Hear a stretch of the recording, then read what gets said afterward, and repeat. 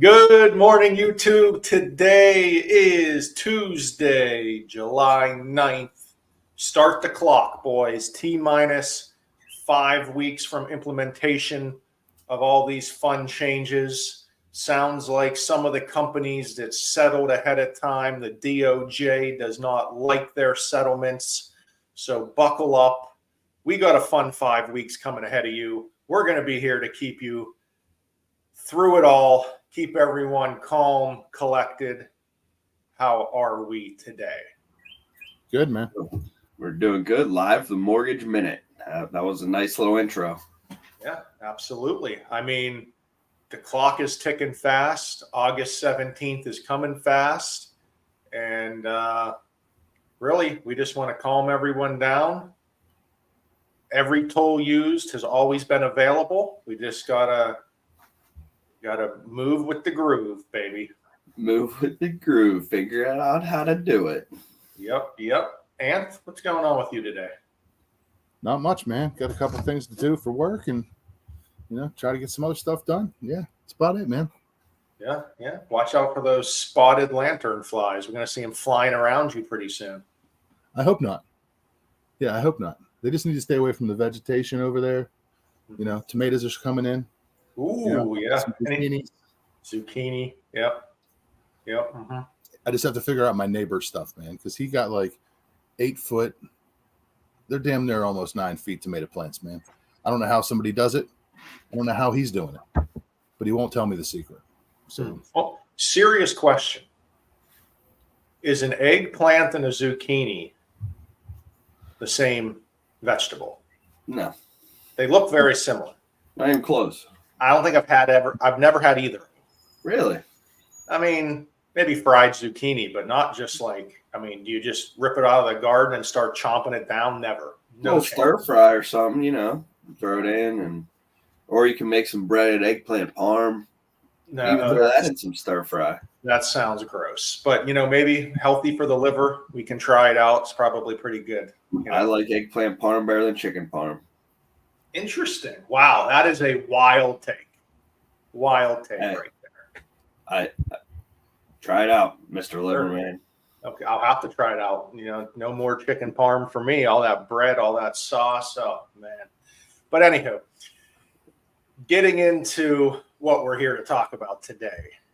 We keep hearing, I'm sure you guys keep hearing, hey, if the seller's not going to be able to pay 3%, or if we're not going to be able to show in the MLS what the seller's going to pay for commission, can we kind of just replace that with seller assistance?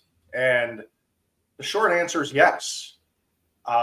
Every loan type allows seller assistance, at least 3%, unless you're an investment property, it's only 2%. But the seller assistance goes to covering closing costs. So if you're adding to the closing costs for commission, yes, you can wipe it out. 3% seller assistance, 3% commission. I mean, Tom, am I crazy? That seems like very easy math. Easy math. One thing you said there that I think people are forgetting, adding commission to the closing costs. It's not just something that's paid outside and, random check cut to the agent. This is a part of the closing costs now, and those new forms are going to have it on there. And I think that's a huge piece of it. The commission is part of the closing costs. So when you think of it that way, that seller assist is going to be huge and key to, helping agents get paid and for getting paid for the job that they're doing to help that buyer. So, I mean, you're so right, Tom. Total costs for a buyer now are going to be, if they're paying their own commission, it will be closing costs plus down payment plus agent commission is the total amount needed to close. Plain and simple. And if we're trying to lower that total amount, the only thing you can really do is get a credit from the lender or ask for the seller to pay some sort of seller assistance. And Anthony, we keep hearing about 3% seller assistance. Yes, in most cases, 3% is the max. but there's plenty of times you can ask for more than 3. And I mean, I believe these other loan types, or maybe putting more than the minimum down on conventional, will lead to these other options, so you can ask for more seller assistance. What do you think? Yeah, I mean, if it's opened up more for government financing, I think ultimately that'll help the client so much more as well, because they can get up to 6% if the seller's willing to pay 6% seller's assistance. So that'll actually help the client with a portion of their closing costs for the financing end, but then also cover the real estate agent's commission.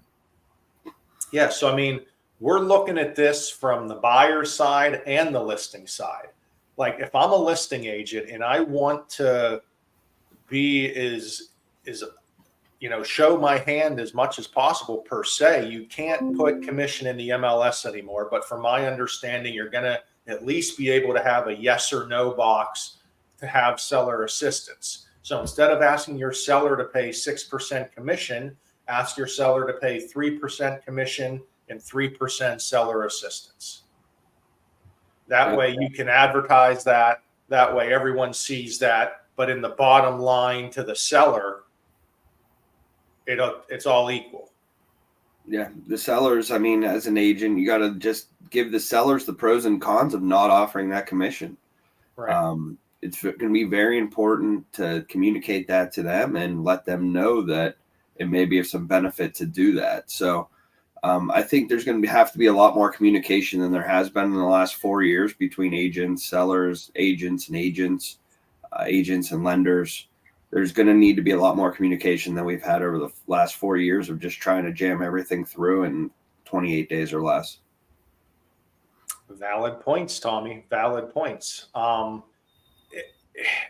it's really just getting down to the numbers. I mean, we talked about it before the show started. Frankly, there's going to be some buyers. If a buyer needs the seller to pay all of their commission and seller assistance, which is allowed, right? The seller can pay all that. That's just going to be hard to find a seller willing to do that in this market. So these roles definitely affect negatively, in my eyes, the buyers that don't have a lot of funds to work with, because now it's really putting them in the hole, asking for the seller to pay a lot of the costs.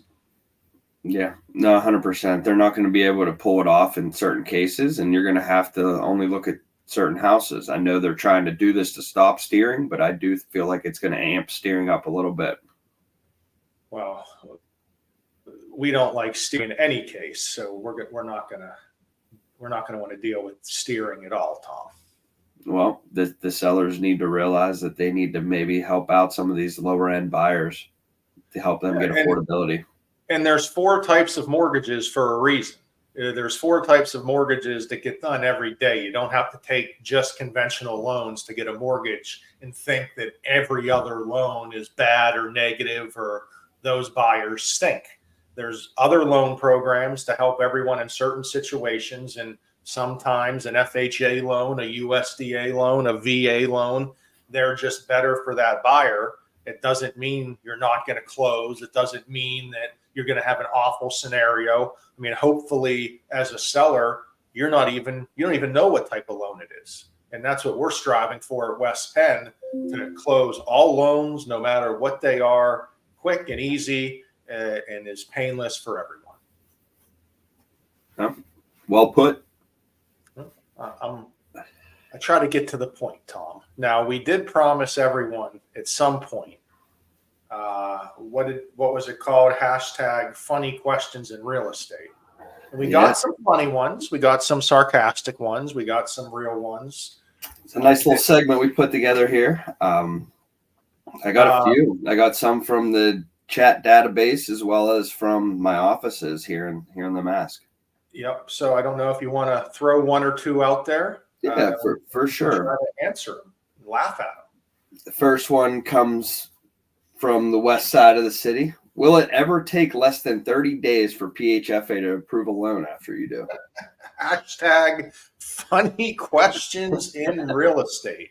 So the answer to that one is no. They take forever. It's a slight eternity. So when you are doing a PHFA loan, we need to make sure that it's a 60-day closing and the buyer gets us their documents in -5 days. Yeah, so right now we have state bond programs that are awesome. They got some great terms to them, but the problem is because of those great terms, everyone's going with them. The state has to approve them. The state is way backed up. And boy, oh boy, are they a pain in the butt right now because our hands are tied. We can't do anything. We have to sit here and wait for PHFA over like 30 days to review and approve. So, yes, Tom, at this time, I would say that answer is going to be no for the foreseeable future. Yeah, and it's quite a silly question. Yes. Second one. The funnier question would be, can we move up closing on a PHFA loan? That would be the funniest question. That's the funniest question. I got a couple of those yesterday, and I'm telling them we need to push back, which is unfortunate. Yeah. Second one is, when is West Penn going to do their second loan in Georgia? Well, Anthony liked that one. So that is a hashtag funny question in real estate. Actually, we've done 2 in Georgia. We're still focusing up there in the Pittsburgh market, but we are getting ready to expand the Georgia market here. So we've done 2. Thank you very much. Congrats. Thank you. We do originate in Georgia, specifically the Atlanta metro area. Any more from the? No, that was it. We need some more to come in here from the. Oh, hey, keep sending them in so Tom can roast me when he feels like it. I guess that's the funny part of the episode, but great episode today. We'll keep talking again. 5 weeks to the fun starts. We're here to get you through it. See everyone Friday. Later.